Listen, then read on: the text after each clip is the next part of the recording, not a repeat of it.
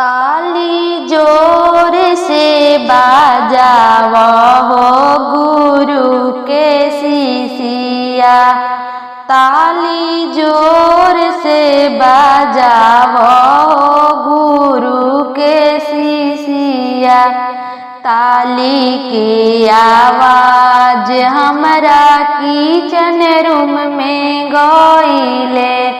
ताली की आवाज हमरा किचन रूम में गइले।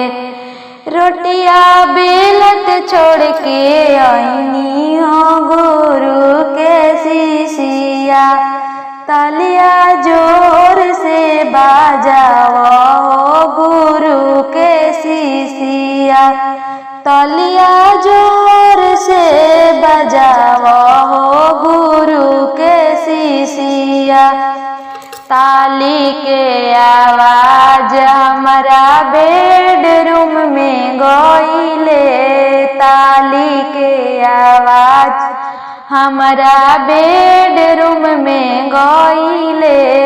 बालक सुतावत छोड़ के आईनी हो गुरु के शिष्या।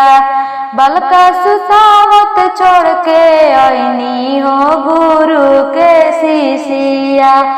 तालिया जोर से बजाओ हो गुरु के शिष्या। ताली के आवाज हमारा सारी घर में गइले। ताली के आवाज हमारा सारी घर में गइले। गैया दूध छोड़ के आईनी हो गुरु के शिष्या। गैया दूध छोड़ के आईनी हो गुरु के शिष्या। तालिया जोर से बजाओ हो गुरु के शिष्या। तालिया जोर से